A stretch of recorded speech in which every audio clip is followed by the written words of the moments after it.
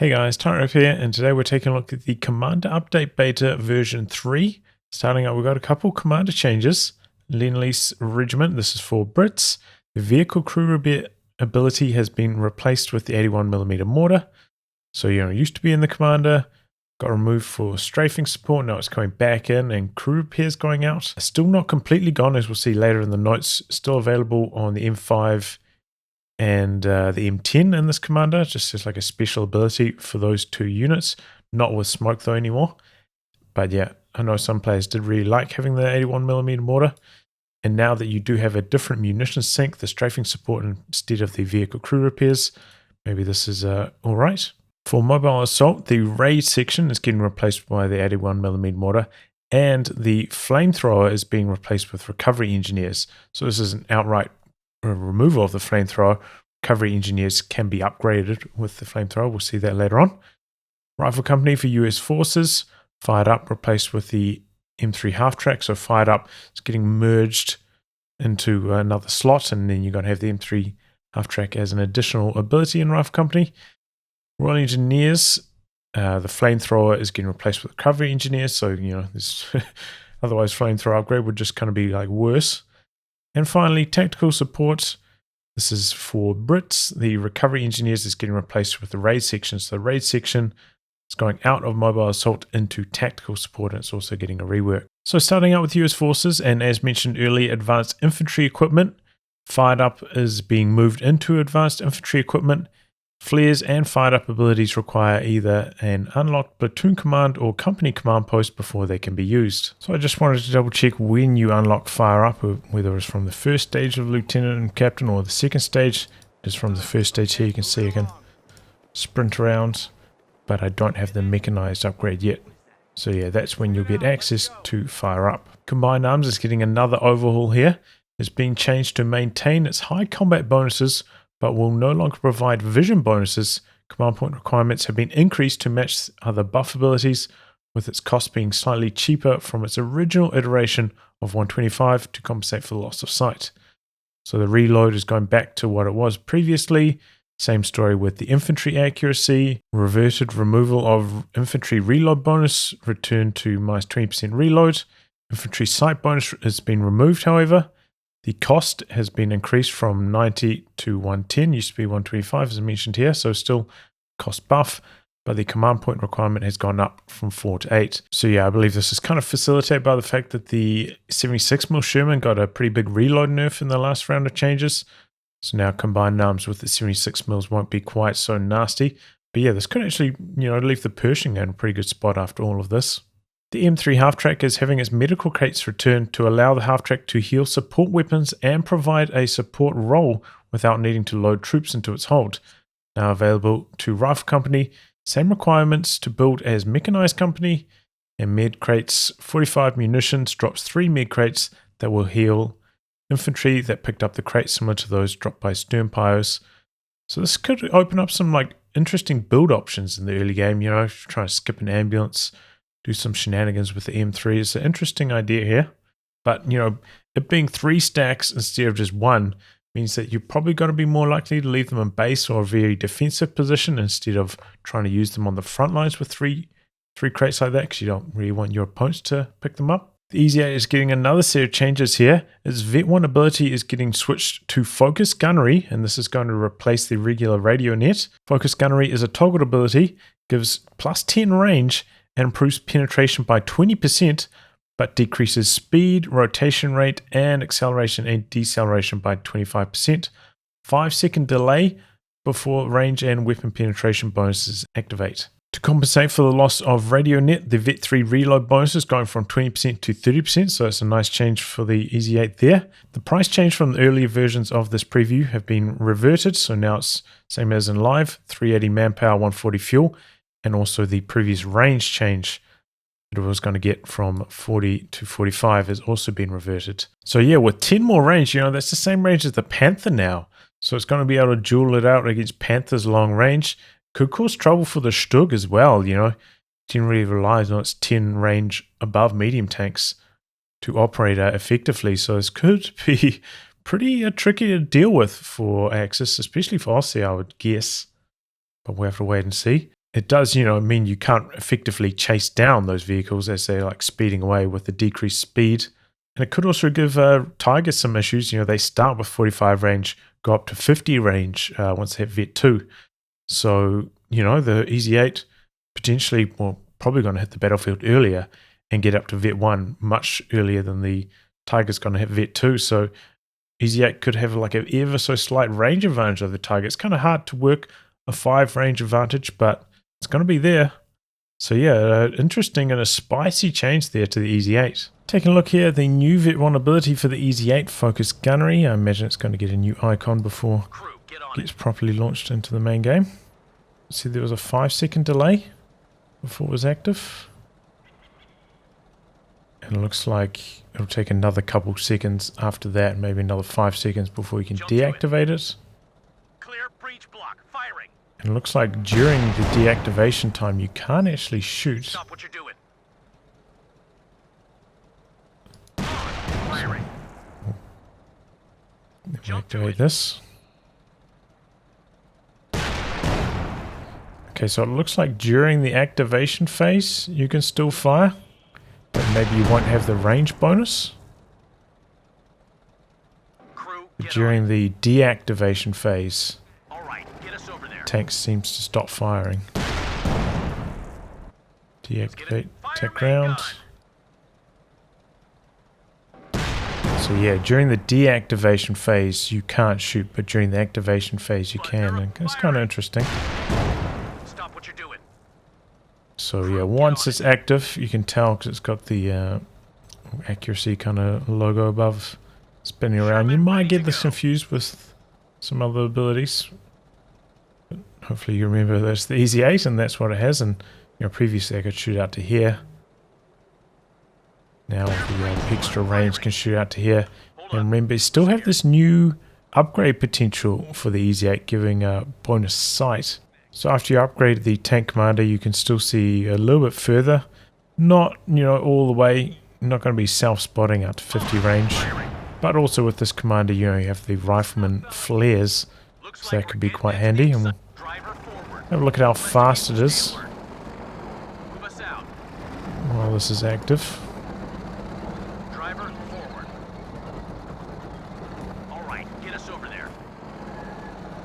Yeah, okay, you can definitely notice the reduction in speed.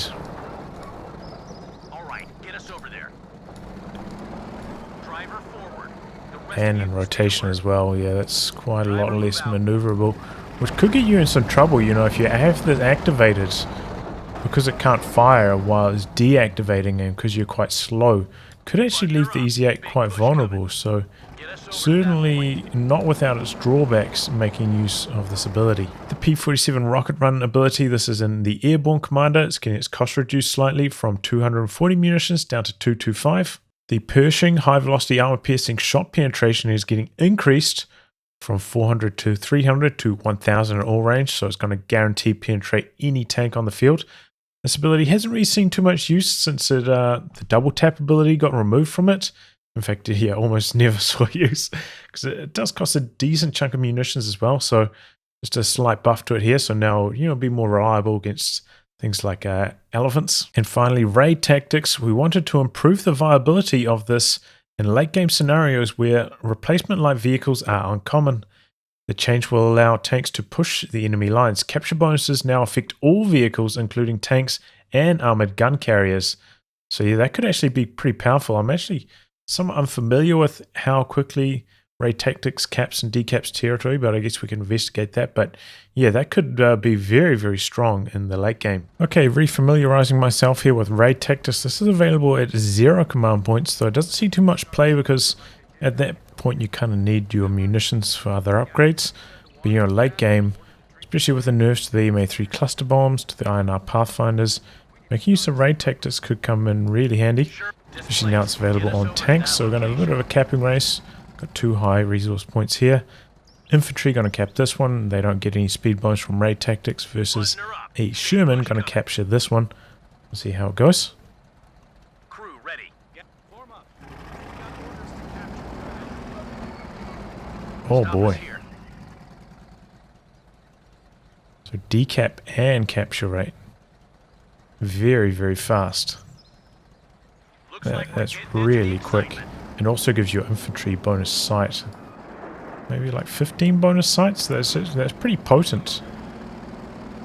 Sherman ready to go. So yeah, I could see this seeing a lot more play after this change in the late game, especially in 1v1 where there's quite a lot more territory changing hands generally. This looks like this could actually be quite powerful after this change in the late game. Moving on to the British, and we have the British M3 half-track. Its armor is getting increased from 8.4 to 11 to match the US Forces counterpart. Still slower than the US Forces one, much slower top speed. Doesn't gain the Vet 1 speed boost as well. Instead gets like damage bonus or something like that. So still less suitable for direct combat. But it kind of has like the weapon drop functionality. So give and take, but yeah, not as suitable for the bazooka bust kind of treatment as the US Forces one. The British M10 and M5 half-tracks, with the changes to Lend-Lease, the M10 and M5 for the British faction have received a self-repair ability to help keep these units on the field without a need for Royal Engineers. So they've both got self-repair for 35 munitions, but they do not gain smoke cover when the ability is active. Early warning flares. This change gives early warning flares more possibilities for use to help scout out an area near the front line. Neutral sectors have not been added as an option as they never count as a frontline sector in game. So it's a little bit unfortunate that you can't use the early warning flares on neutral sectors, but that's just how the game is coded. Can now be used on friendly frontline territory in addition to hostile front sectors. And also there's a patch like we saw last time, you had to give sight of the sector before the flares would come out, but there's a bug fix later on in the notes, and that has been fixed now. So nice change here to the early warning flares. The raid section has received many changes to rework them into a mid-short range unit that is available at the start of the match. This unit now excels at short range combat against other rifle infantry and can be equipped with dual Vickers K when the munitions are available.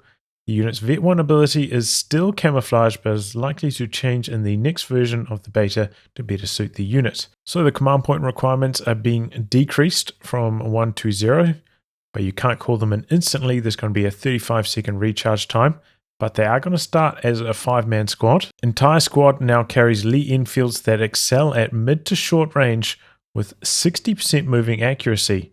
So, it's not going to be the Thompson anymore like we saw in the last version. Here's their DPS at various ranges, and this is very, very similar to Rifleman. Molotov and Sprint locked behind platoon command post. Target size from 0.85 to 0.97, also same as Rifleman there. Vickers K behind weapon racks, option to buy 2 for 120 or 1 for 60 when equipped with another slot item. So once again, kind of similar to like double bar Rifleman here with the double Vickers K. Capture and decapture rate from 33% to 25%, slight nerf there. And then their Vet 2 and Vet 3 bonuses are being reworked here to be very similar to the Rifleman bonuses, which we can compare to over here. So you get your ability recharge at Vet 2 instead of at Vet 3, but it's a slightly lower bonus. And you don't gain anything to your grenade throwing distances here. So an interesting rework to raid section here. Now it's kind of like a pseudo rifleman squad, but also by the same token, you don't have an anti-tank grenade, so makes them a little bit trickier to use. But there's nothing new for Brits. Don't have snares on their sections anyway, so should be used to that at this stage. So yeah, this also maybe gives you an opportunity to go for like a no bolster strategy as Brits, which does open up a few different build orders. I've been playing around with a few different commanders, no bolster strats. So usually I like to test allied squads against Axis squads, but I figure in this case, since the raid section is so close in performance to Rifleman, I'm going to have the double Vickers raid section versus the double bar Rifleman and see who comes out on top at the different ranges. And then that'll kind of give you an example. You know how Rifleman perform already in game, of how the raid section will also perform against Axis. HQ is under attack. So there we go, the raid section won 4 out of 6 times, and generally with quite a few models, in spite of how low in health they are. Seems like they've still got that Tommy magic, where they stay pretty high models deep into their health bar. Riflemen, meanwhile, both with 2 models remaining, quite low in health. So there we go. This is still not a complete test, you know, maybe we ran this like 100 times, we have a better idea, but they are pretty comparable long range as you might expect. And now a close range brawl between the two.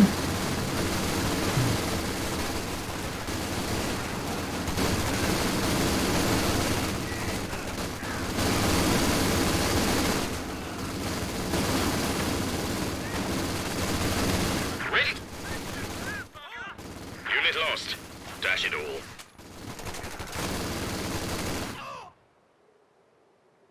3 for 3, so seems to be very, very even once again. So yeah, as you might have guessed by the numbers and by everything else, very, very similar performance. Double bar rifleman and the double Vickers and raid section. Also worth noting that you can't upgrade raid sections with regular Mills bombs. They only get the incendiary grenades, so that's maybe a knock on them there. So kind of interesting overall. Like, you know, you get the sprint, which maybe helps you a bit earlier on in the match, maybe help you win a few engagements, but it's only a shorter sprint. But then you miss out on AT grenades. I don't know. They seem like fine, obviously. I mean, if they're like close to a carbon copy of double bar rifleman, but not spectacular. The Royal Engineer Recovery Team Free Sweeper has been removed, must now be manually upgraded for 30 munitions, mutually exclusive with the flamethrower, so you can't get both. Can only get one. Can be upgraded with the flamethrower for 60 munitions, locks out the smoke grenade ability. So yeah, this is kind of replacing the flamethrower in Royal Engineers and Mobile Assault, but you know, coming in at 5 models, I believe these guys do, could open up some more like no bolster strategies. And you know, 5 models, Royal Engineers, like right at the start of the game, that's actually pretty powerful. So this actually could be quite strong and open up some new early build orders for the Brits. So look at the field recovery operations. Sappers cost 250 manpower, whereas regular Sappers cost 210, so 40 manpower premium, but they do start with 5 models instead of 4. So that's pretty nice.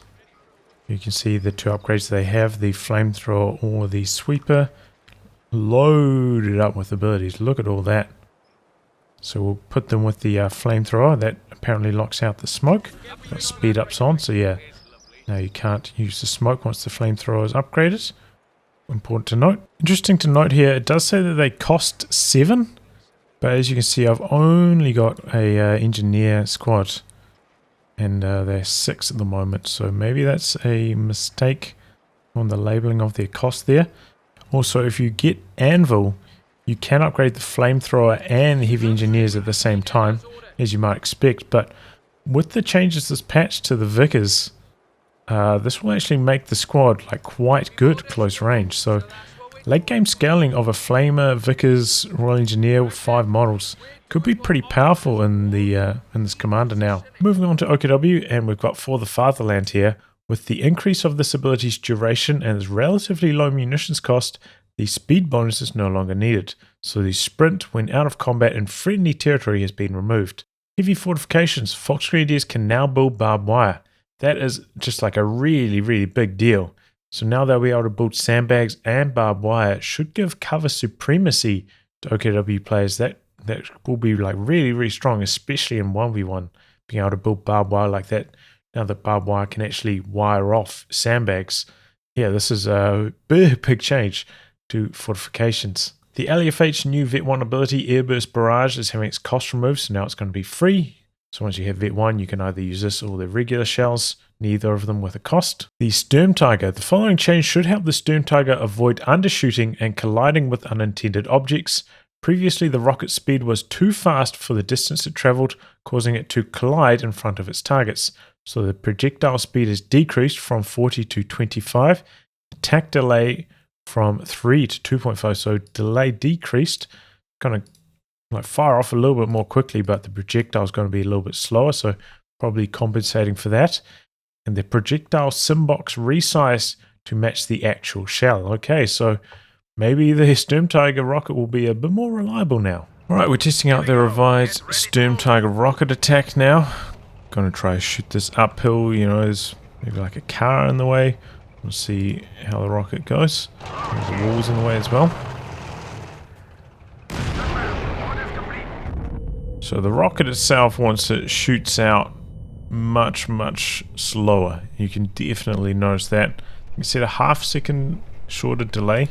Execute command. Fortunately, the reload time on the Sturmtiger doesn't get impacted in cheap mods. I've got a few more of them here. We'll try this out a few more times. A few more obstacles, see what gets blocked or what doesn't. So that was actually quite slow after that change. Sturmtiger ready. Launching.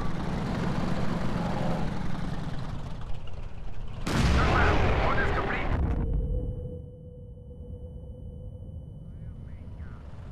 Yeah, understood.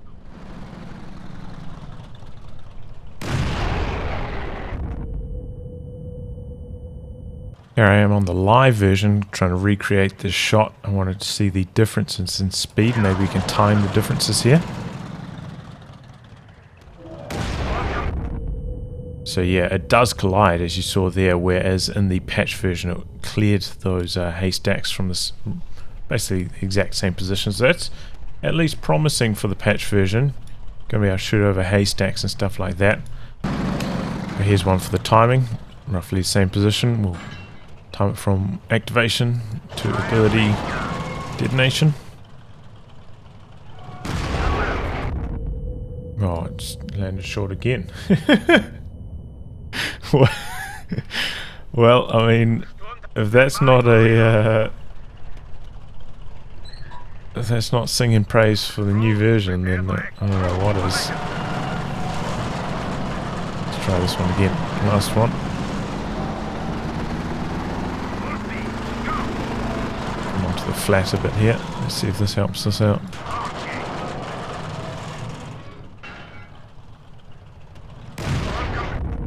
Landed short again, right? Well, maybe we'll try this out on the test range. Alright, here we are on the test range map. This one's perfectly flat. We're going to try to do some Sturmtiger rockets at max range. This is on the live version. Launching. So yeah, that one does connect bang on. Crew, prepare for action. Fire main gun.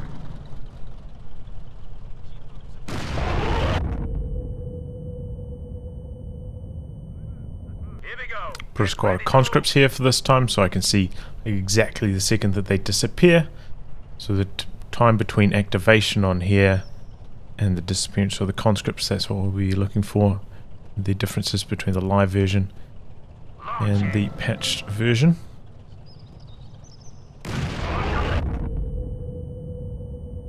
So here we are on the patch version. Already fired off one rocket just blank just in case I need a second one, but here we go, onto the conscripts this time. Launching.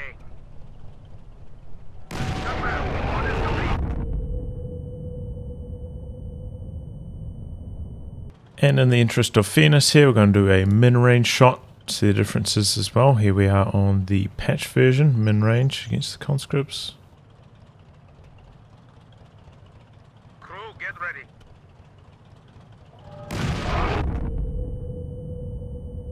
And now minimum range on the live version. Understood.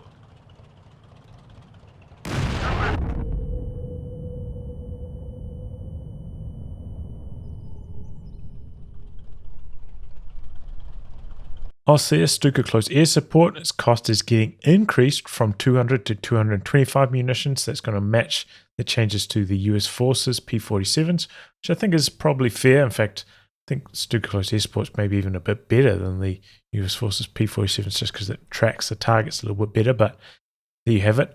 But this does also make Sector Assault now for OKW look like really good value. For only 25 more munitions, you get those anti-infantry planes as well. And it's not just that.